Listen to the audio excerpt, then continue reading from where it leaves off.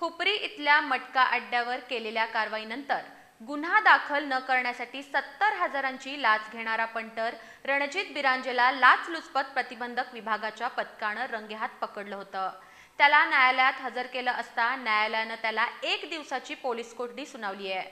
तर पंटर करवी लाचेची मागणी करणारा पसार पोलीस कॉन्स्टेबल संदेश शेट्टे याला लाचलुचपत प्रतिबंधक विभागानं ताब्यात घेतलंय।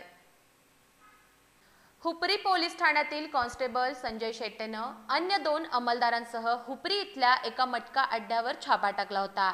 याबाबत गुन्हा दाखल न करण्यासाठी त्यानं जुगार खेळणाऱ्या एका व्यक्तीकडे 1 लाखाच्या लाचेची मागणी केली होती। याबाबत मटका व्यावसायिकानं लाचलुचपत प्रतिबंधक विभागाकडे तक्रार केली होती।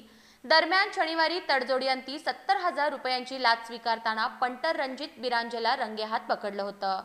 पंटर रणजित बिरांजेला न्यायालयात हजर केला असता न्यायालयानं त्याला 1 दिवसाची पोलीस कोठडी सुनावली आहे। मात्र पंटर करवी लाचेची मागणी करणारा हुपरी पोलीस ठाण्यातील कॉन्स्टेबल संजय शेट्टे हा पसार झाला होता। लाचलुचपत प्रतिबंधक विभागानं पोलीस कॉन्स्टेबल संदेश शेट्टेला ताब्यात घेतलंय।